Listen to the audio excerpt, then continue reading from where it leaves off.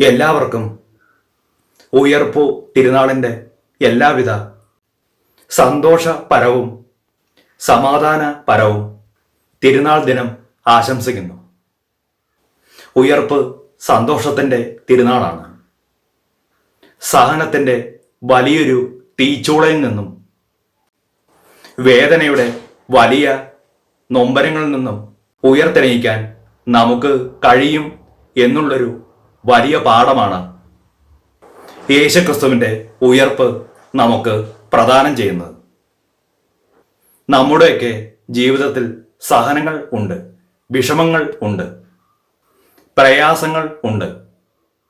പക്ഷേ ഈ സഹനത്തിൽ നമ്മുടെ ജീവിതം ഇല്ലാതാകുന്നില്ല.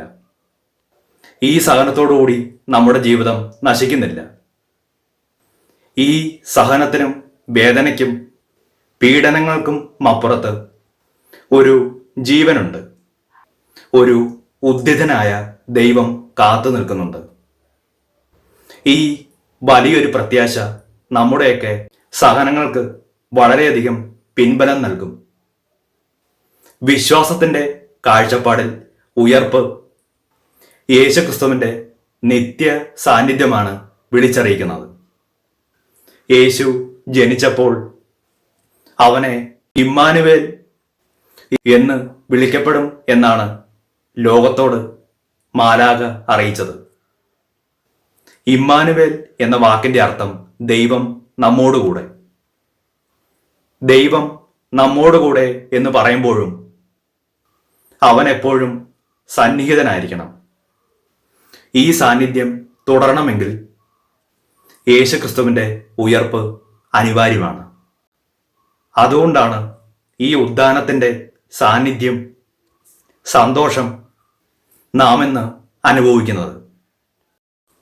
അവൻ നിത്യ സാന്നിധ്യമാകുന്നു. കല്ലറയിൽ ഒതുക്കാൻ ഒരുപക്ഷെ ജനം ശ്രമിച്ചു.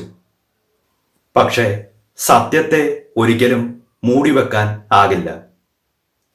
സത്യം എങ്ങനെയും പുറത്തു വരും. അവിടുന്ന് കല്ലറയ്ക്ക് പുറത്തു വന്ന് തനിക്ക് ചുറ്റുമുള്ളവരോട് പറയുന്നു, നിങ്ങൾക്ക് സമാധാനം. വീണ്ടും ഈസ്റ്റർ നമുക്ക് നൽകുന്ന സന്ദേശം പലതാണ്. ഇന്ന് ഈ ലോകത്തിൽ പലതരത്തിലുള്ള അസ്വസ്ഥതകൾ, സംഘർഷങ്ങൾ നാം അനുഭവിച്ചുകൊണ്ടിരിക്കുന്നു. ഉദ്ധിതനായ യേശു എപ്പോഴൊക്കെ തൻ്റെ ശിഷ്യന്മാർക്ക് പ്രത്യക്ഷപ്പെട്ടുവോ അപ്പോഴൊക്കെ ആശംസിച്ചത് ഈ ഒരു കാര്യമാണ്, നിങ്ങൾക്ക് സമാധാനം. മനുഷ്യൻ എന്നും ആഗ്രഹിക്കുന്നത് അല്ലെങ്കിൽ പ്രാർത്ഥിക്കുന്നത് ഈ ഒരു കാര്യത്തിന് വേണ്ടിയാണ്. സമാധാനം ലഭിക്കണം. ഈ ലോകത്തിലുള്ള വിഭാഗീയത മാറ്റി സമാധാനം തിരിച്ചു പിടിക്കണം.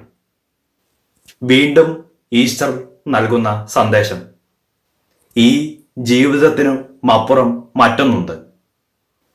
ഈ ഒരു വലിയൊരു തിരിച്ചറിവാണ് നമുക്ക് ഉണ്ടാകേണ്ടത്. ഇന്നത്തെ ജീവിത സാഹചര്യങ്ങൾ പരിശോധിക്കുമ്പോൾ മനസ്സിലാവുന്നത് ഈ ലോകം മാത്രമേ ഉള്ളൂ എന്നാണ്. പക്ഷേ നാം മനസ്സിലാക്കേണ്ടിയിരിക്കുന്നു, ഇതിനുമപ്പുറം ഒരു ലോകമുണ്ട്. സ്വർഗം, നിത്യജീവൻ. യേശുക്രിസ്തു തൻ്റെ മരണത്തിലൂടെ, ഉദ്ധാനത്തിലൂടെ തെളിയിച്ചിരിക്കുന്നു ഒരു നിത്യ ജീവിതമുണ്ട്. ഈ നിത്യജീവന്റെ കാഴ്ചയാണ് ഉയർപ്പ് നൽകുന്നത്. ഉയർപ്പ് നൽകുന്ന ഏറ്റവും വലിയ സമ്മാനം. നിങ്ങൾ ചെയ്യുന്ന നന്മകൾക്ക് തീർച്ചയായും ഫലം കിട്ടും.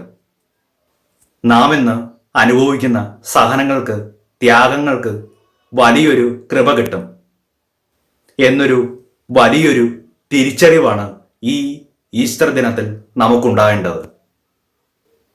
ഈ ഈസ്റ്റർ ദിനത്തിൽ ദൈവം നമുക്ക് നൽകുന്ന സന്ദേശം, ഒന്ന്, സമാധാനം. ഇതോടുകൂടി ചേർത്ത് നിത്യ ജീവിതത്തിൻ്റെ വലിയൊരു ഉയർപ്പും. നിത്യ സാന്നിധ്യമായി യേശു നമ്മളോടുകൂടി ഉണ്ടാകും എന്നൊരു വലിയൊരു വാഗ്ദാനവുമാണ് ഉണ്ടാകേണ്ടത്. ദൈവം നൽകുന്ന സന്ദേശം. ഈ പ്രത്യാശയിലൂടെ എല്ലാവർക്കും നന്മ വരട്ടെ എന്ന് ദൈവത്തോട് ഞാൻ പ്രാർത്ഥിക്കുന്നു. എല്ലാവിധ ഈസ്റ്റർ ആശംസകളും നിങ്ങൾക്ക് ഞാൻ നേരുന്നു.